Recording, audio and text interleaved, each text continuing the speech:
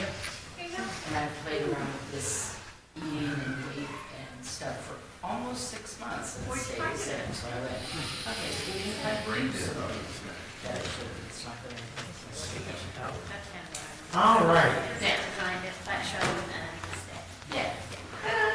Okay, we're ready to get started. We have eggs.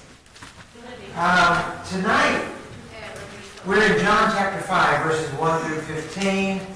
We're talking about healing the sick and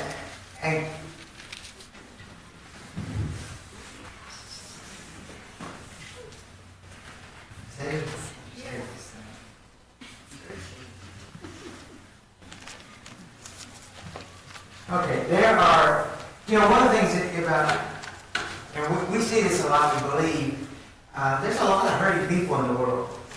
And there's the poor, there's the sick of being poor, there's the homeless, people in jail. We see lots and lots of parents who are really, it's not that they're horrible people in the beginning, they make horrible choices. And, or they get themselves caught in a web of poverty or whatever, and it winds up affecting their children.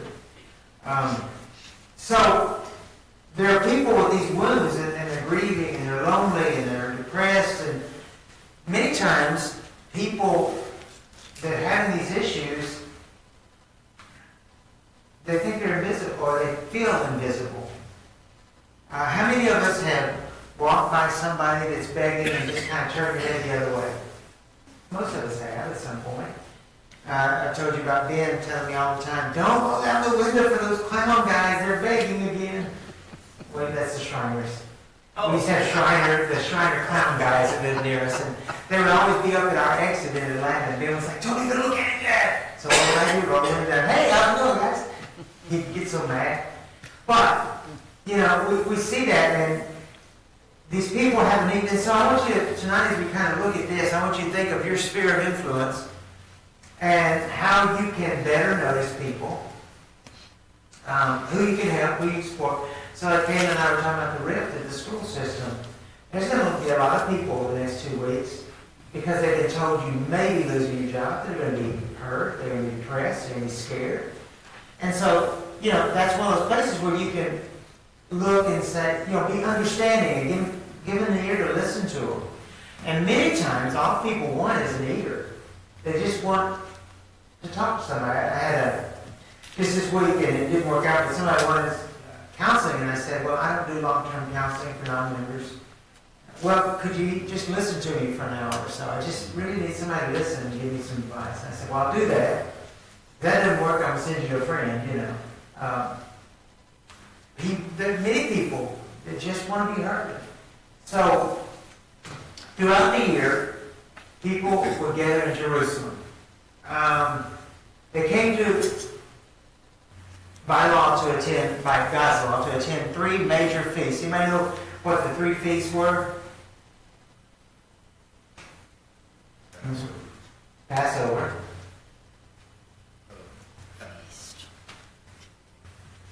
The one is a word picture of what they lived in. How they didn't camp all the time. Booths. The Feast of Booths, which reminded them of living, wandering around it's hard to say, the jungle. The desert. The third one is, I think it's on my next slide.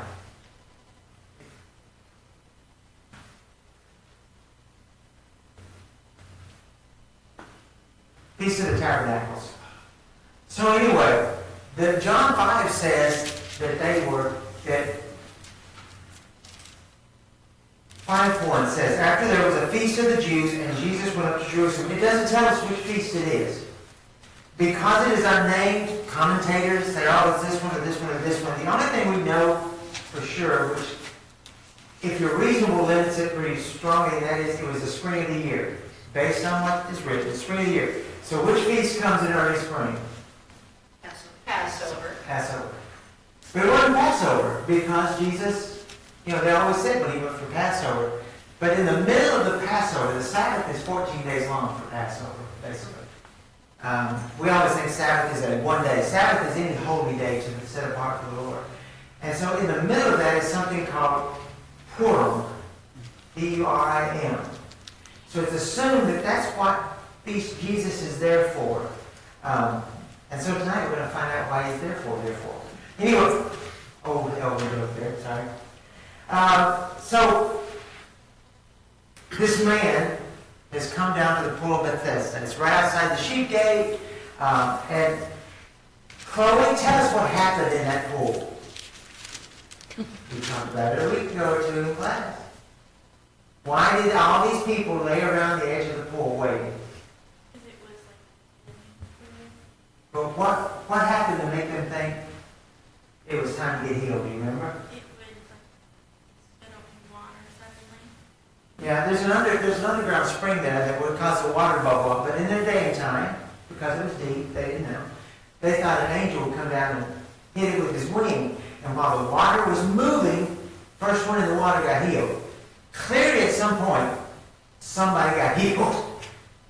Yes.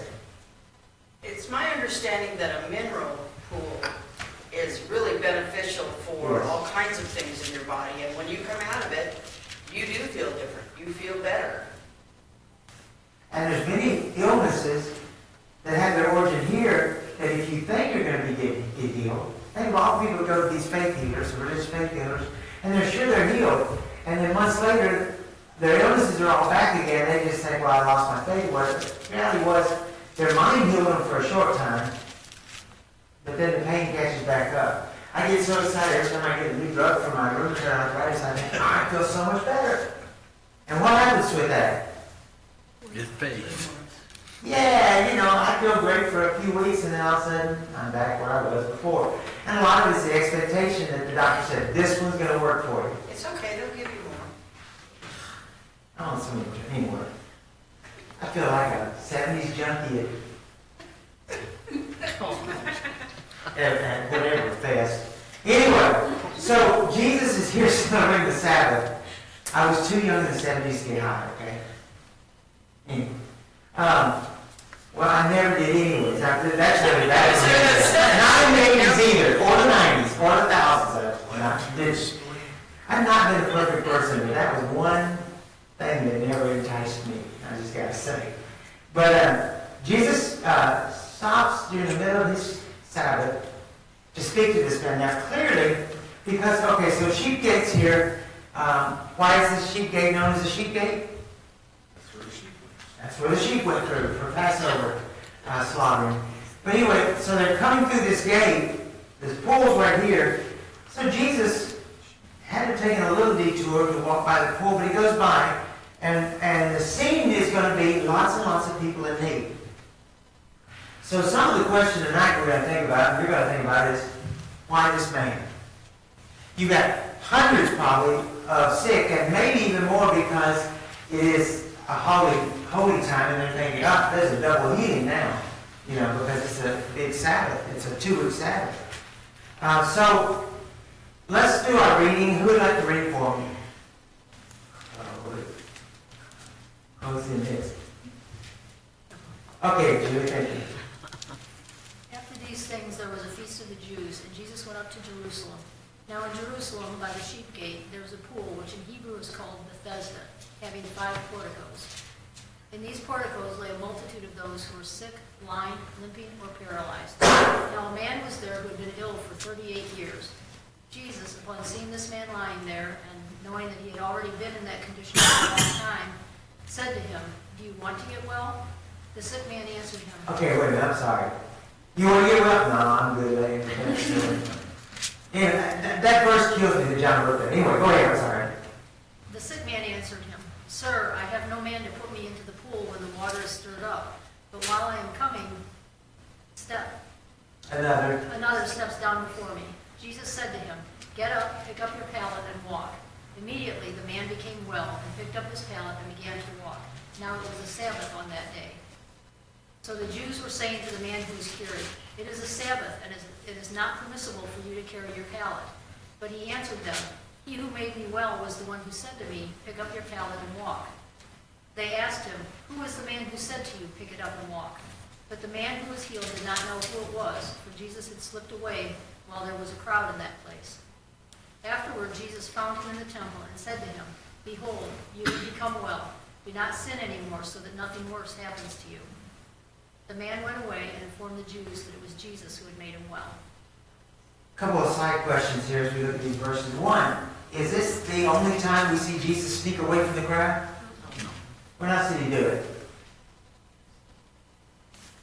When they had him near a cliff, crowd, they were going to throw him off the mountain top of the cliff. That one was miraculous because what did he do? Walked right through him. He walked right through him, which means he was invisible apparently, or else their minds were closed to seeing him walk by. Either way, but he's going to do both. Also, what strikes you about verse 14 here?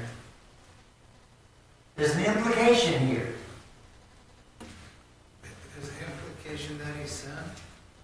That he sinned, but I'm talking about it, yes, but for us. What's the implication that could be there for us?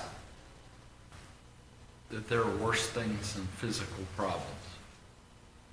Yeah. Okay, I'm going to do this. Go ahead, Jude. That sinning can cause illness.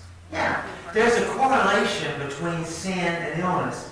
It can be mental illness as a result of sin. It can be your sins create a out of control chain of effect. You know, what is it? Action and reaction from our behavior causing something. I mean, okay, again, I said I grew up in the 70s, right? How many of us know the old stoners? You know, when we were kids, they were doing that stuff and they're burnt out. I mean, I know people that are just so, you think they're so high. They're so burnt out from what they did. And so that's a physical link between sin and illness. Well, I was thinking maybe, it said the man did not know who healed him. Right. Well, his inference is that he was a holy man of some kind, and he should, if he went to the temple, maybe he would see him again. Maybe.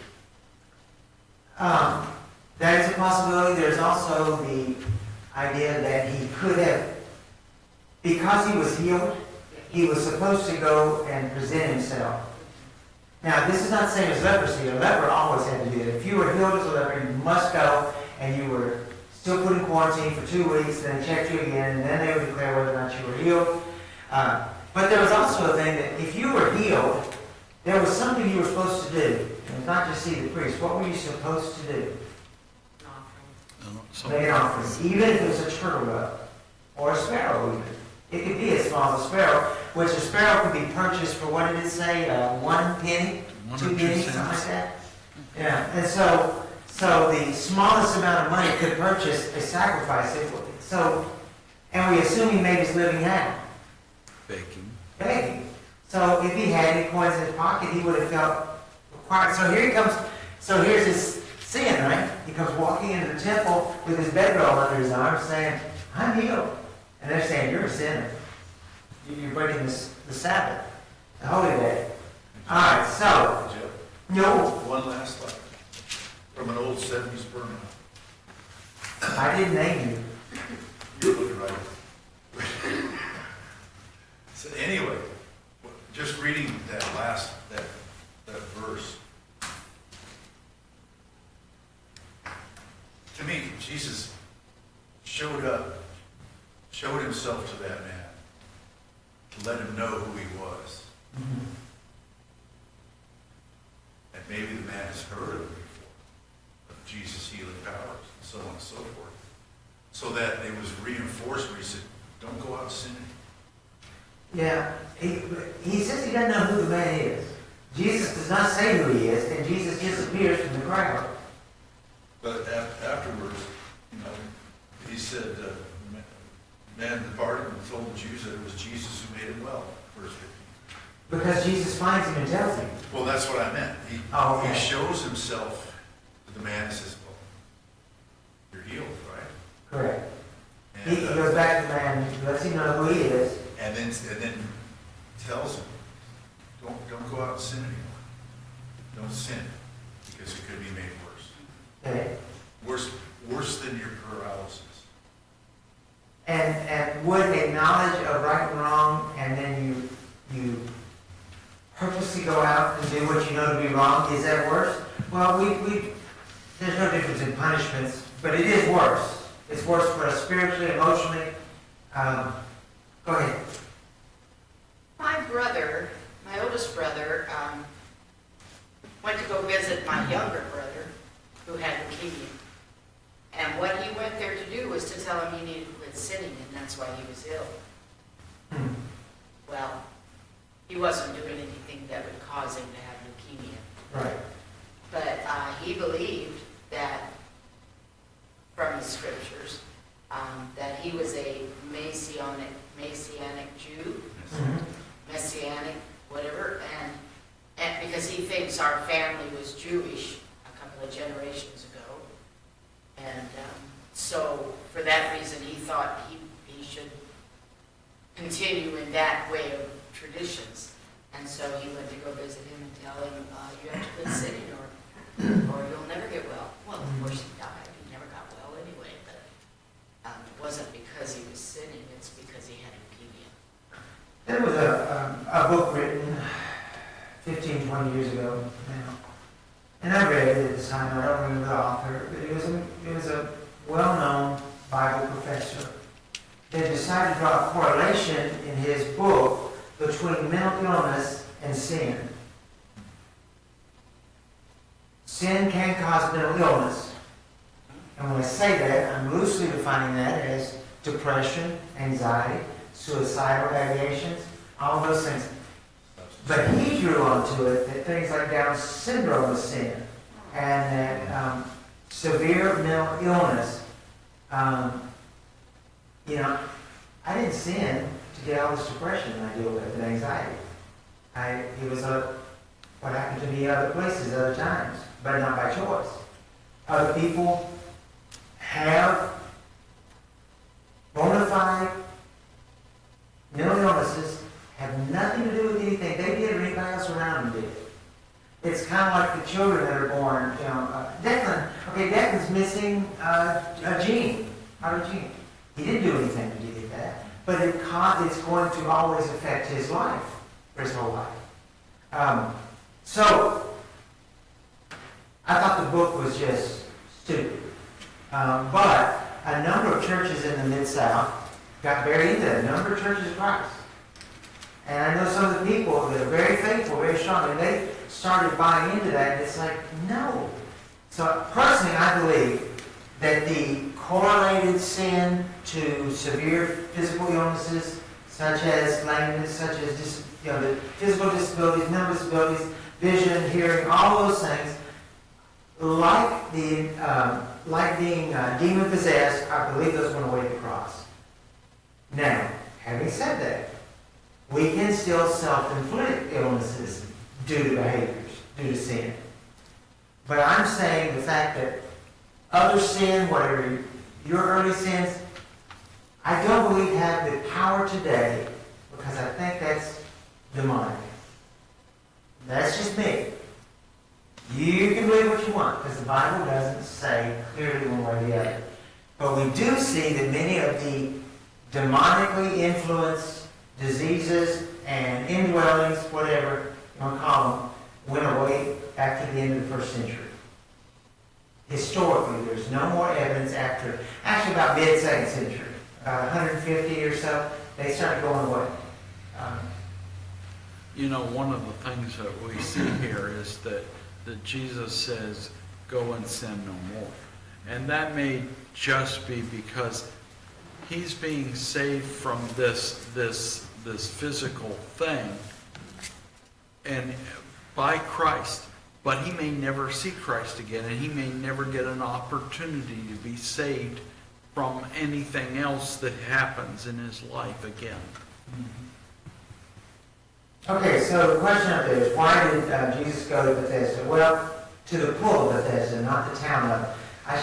In my notes, I left out the pool of, but he went to the pool of Bethesda during the celebration. Well, Deuteronomy 16:16 says, 3 times a year, all of your males shall appear before the Lord your God at the place he will choose, at the feast of unleavened bread, that are known as Passover, at the feast of weeks, and at the feast of booths.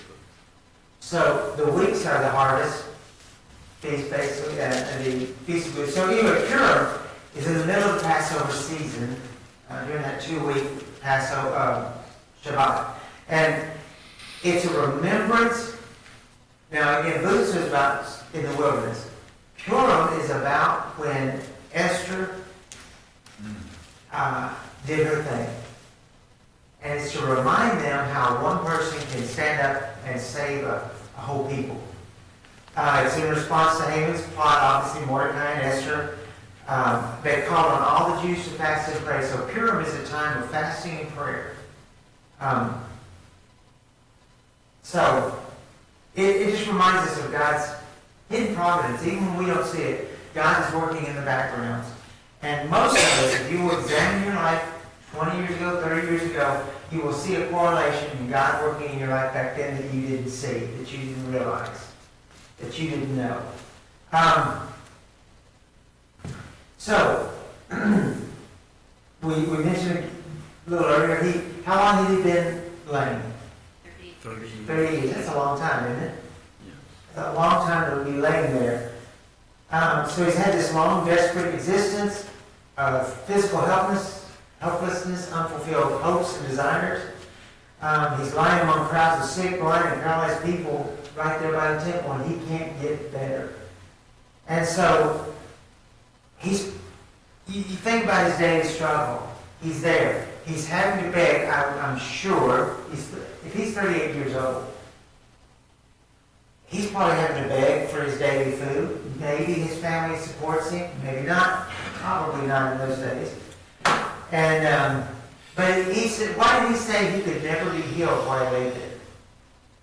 He said he couldn't get in there fast enough. He said there's no way to help him. Right.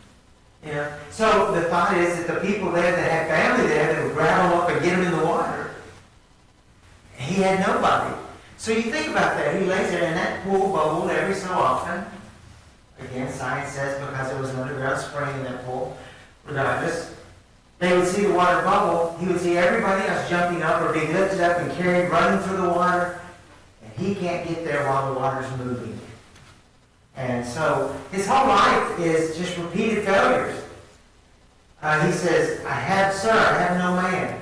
While I'm coming, someone else cuts me off. If he just knew how to go no cuts, he'd have been fine. Anyway.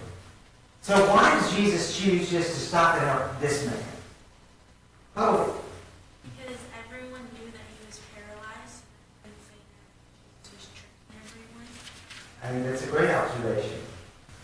Jesus did not pick his healings necessarily just because he wanted to heal somebody. If you look at him, in almost every instance, now we know he healed others that we have no knowledge of it, so maybe he just healed a whole crowd or something. But if you look at the woman with the issue of blood, why did he heal her? Faith. She grabbed him. Other people, you see their faith bringing them. The centurion's son, all the, huh? When they lowered down from the roof. Yeah, one from the rooftop. You see these great acts of faith, and Jesus rewards those, but also, as Chloe says, there's many of them that you just cannot say. If you've gone in that temple now in 38 years, you've seen that man laying there. So the blind man begging at the gate, he's been blind his whole life. How? One of the authors says that most of us live lives of quiet desperation. And that is the kind of people that many times we see Christ go to.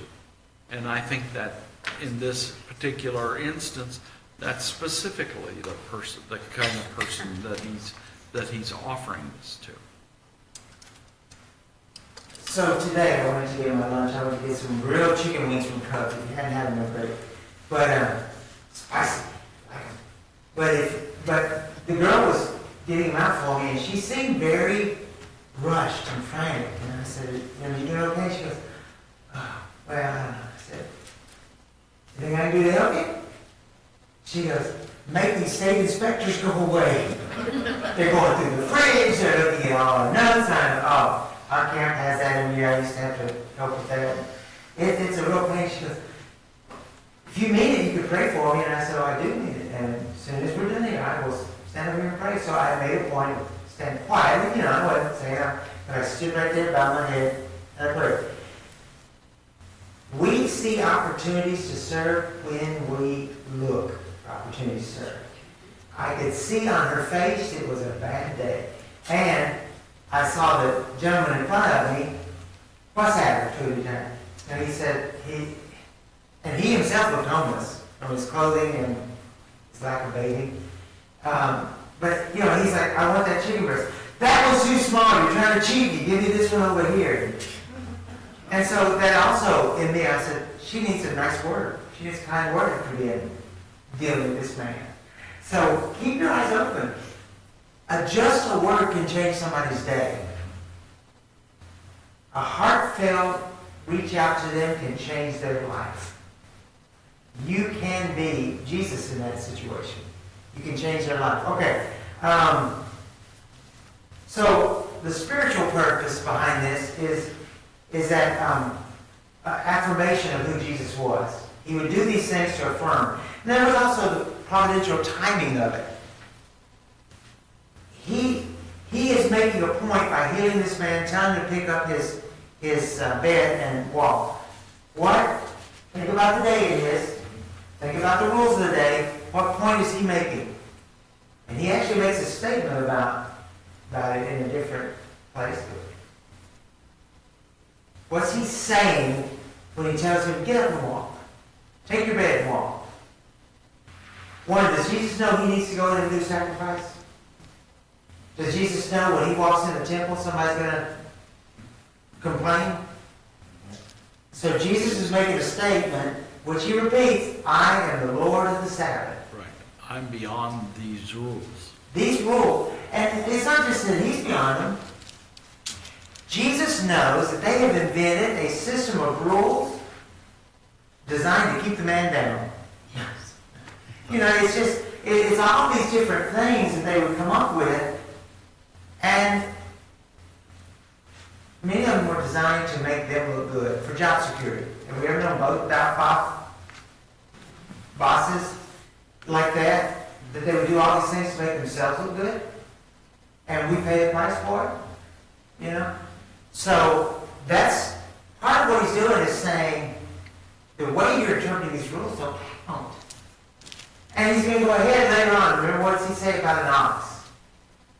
To those same leaders. Help me get it out of the ditch. Which of you, getting up on the Sabbath, seeing your ox, hey, an ox then was like buying a brand new car today. You saved a long time to get that ox. Many, even to this day, like on the Mongolian steppes, in northern Russia where they reindeer herd, those animals come into their tents, their teepees, the young ones, when it's really, really bad out, because it's too much of an investment to just say, well, you're not bringing reindeer in my house for the night. So there's providential timing. Why do you think the leaders reacted as they did? We kind of talked about that. Let's go ahead.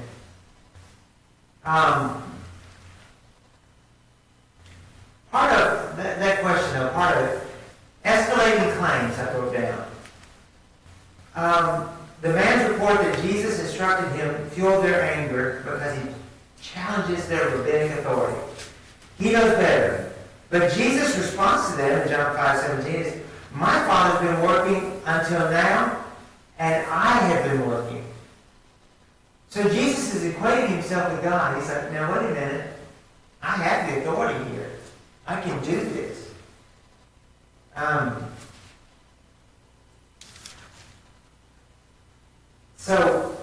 Sometimes there is stated authority, sometimes there is perceived authority. Jesus is doing both. I have authority, and I'm stating it, but I'm also proving it by what I'm doing. What does their response reveal about their hearts? Well, it's what we said a minute ago. Job protection. And that's what it boils down to at the cross. We talked about that Sunday, the centurion. Job protection. He was a threat to their entire system. And they weren't ready to accept that. No matter how many miracles he did, they were never going to accept it. In fact, they prioritized this. I got too many P's in here for my problems. They prioritized. Thank you. This perceived infraction, carrying an object over an undeniable miracle. They could see the miracle, but they were more worried about the fact that he had a bedroll under his arm. Just a straw mat, probably. Probably one of his few possessions. Oh, yeah. Yeah, he wasn't going to leave it behind, probably. But the fact that the man who healed him of this 38-year anchor on him, he's not going to disobey him. Because if you're him, Jesus says you're healed, stand up, pick up your bed and go. What is the thought that come in your mind if you say, well, it's Sabbath, I'm not allowed to pick this up? What's your thought going to be? If you have the ability to fix this, you also have the ability to tell me what to do. Well, you have the ability to unfix it. Right. He's not going to go against the man that just healed him. Why was it important for Jesus to speak to the man again after healing him? It's all about timing, huh? To tell him who he was, basically. He does it. He lets the man go be seen by the leaders. Now, okay, think about that again, the timing. Every rabbi, every priest, every member of the Sanhedrin is in the temple that day because it is a high holy time. They're going to be there. So now everybody can see or hear about very quickly what just happened. And then Jesus comes back and says, you tell them it was me, I don't care. It's fine. So he lets them see and perceive the miracle without that influence of, oh, it's that guy that's been going around causing all this trouble. What they see is, how did that happen? I don't know. This man did it. Who? I don't know. And then a little while later, oh, it was Jesus. Now suddenly like, oh, well, it was good until you said his name. Now it's not a good thing anymore.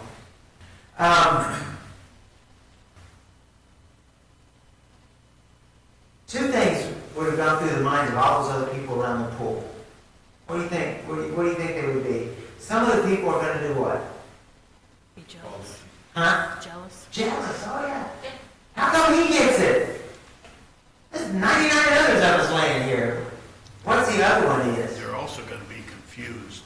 Confused? You can tell that by the question, who is the man? They're trying to figure out what happened, why it happened, and who did it. And those are the questions that immediately come to mind. But you see, that's just standard curiosity of anybody. Sure. But you see, they take that curiosity the Jews do and they turn it into, well, they did something they shouldn't have done. They didn't have any right to determine that anyway. But they didn't realize it at that point. They didn't care. Probably didn't care. They didn't care, yeah. So, yeah. And the third one is someone will just say, he is the Messiah. He is the one. Well, that's true too. You can't, yeah. But they would have been in the minority. Absolutely. Maybe, not spoke up quite as readily, but you never know. Well, if we see Peter denying, Yeah. what's some guy that's just Joe on the street that he has no power, no authority, no prestige, no money? He's not going to be real quick to run around saying Jesus is king. How did you have something? Okay. What are some of the challenges? So these are not necessarily from the scripture itself, but what are some of the challenges of ministering to people with serious illness? The doubt of why God would allow them to be ill like that. If he's a That good is one of person. the worst parts about when I was chaplain, and the worst part of visiting people. It's like, why me? Yeah. And I can't answer that question. Why would you do that to me, God? Yeah, you hear that so much, and that's not the question to ask. As chaplain, I would get called in during the day, the night, whatever, at the hospital, just because some people just want to rant against God. So you call the chaplain and yell at him. Well, they want somebody to blame. Has to be somebody's fault. We are in as people, that's our thinking process. If something goes wrong, it has to be somebody's fault. You know, at work, I remember they always were, you know, don't point fingers, don't point fingers. That's why, even in the Army, you know, one person does something wrong, everybody will have to pay for it. You know, everybody does push-ups because somebody did something. Oh, yeah. It happens that way in the corporate world. Just out on the street, doesn't matter, it happens everywhere. Somebody has to find an excuse to blame somebody else. Yes. And they never want it to be themselves. Well, no. Yeah, you know, I told Leah, you and I were discussing the other day, and I know I mentioned it before, but when I was the chaplain, I had a rule. I would go to the door, and if I saw that all the warnings on the door, you know, gloves, masks, whatever, I would go to the nurse's station and say, can they make me sick, or am I going to make them sick? And if they said they can make you sick, then I'm not wearing PPE. Because they need to be touched.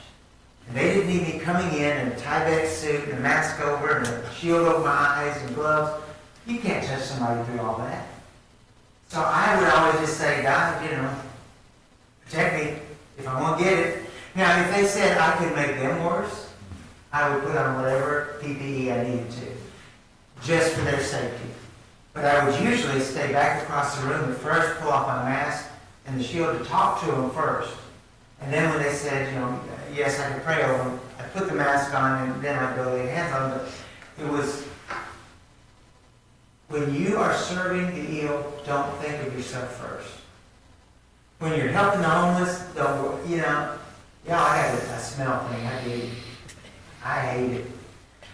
But you can't think about it. Because when you're helping people, I will tell you, I don't know, it's funny, I guess, from Cubs. I was in there one day and I'm walking in the aisle and the freezer out. It was horrendous, the smell, and I'm sensitive, but I go to the front and I say, I think you've got a freezer's gone bad. It stinks so bad, and the manager has actually been to church here before. And she's like, no. See that guy? I said, he went in the row with me. It doesn't matter. She says, we have one of the workers follow up the aisle after and spray the next aisle over until he leaves the store. But you know what? That man deserves to be loved. No. He deserves to be loved as much as anybody else does. So when someone approaches us because of who we are, what we are, we need to respond not with stereotypes, not with presuppositions, not with our own prejudices. We just need to help them. And helping others is a very hard emotional strain on the one that helps. You know, Mandy's done her job at Voices. There's a strain in listening to those stories day after day. And you can try to put up walls when you counsel, but some of that gets back through, and it's very hard. You know, we at the League try very hard to just be dispassionate, but when you're working with small children, you immediately start to get prejudiced against the parents. Even if it turns out they're totally innocent, your prejudice immediately goes against them because you want to protect the innocent child. So there's an emotional, there's also practical barriers to it. People don't want to come to church when they're hurting, emotionally, physically, spiritually, and that's when they should come. But they'll put up barriers to stop you from helping them, getting into them. One last one, and then how do we ring the bell, please? A couple times, so the kids know it's passed. How can you demonstrate God's love to people who are suffering? So, this will be our last one. How, if you have a coworker or whatever, Julie, did you have an answer? How do you demonstrate God's love to somebody you know is hurting? This, sometimes at work, when someone's hurting, I'll go up to them and kind of give them a hug. in this day and time, ask first, but yes. How do you know when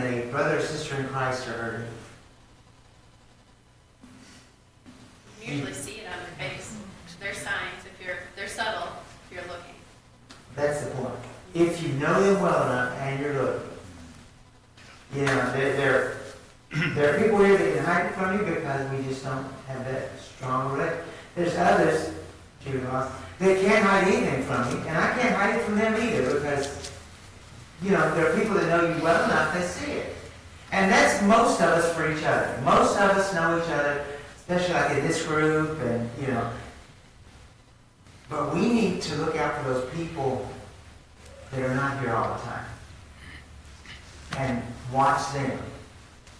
And see. All right, we're going to stop there. Who's got songs tonight? Oh, that's right. Who's got the Devo? I will look into that.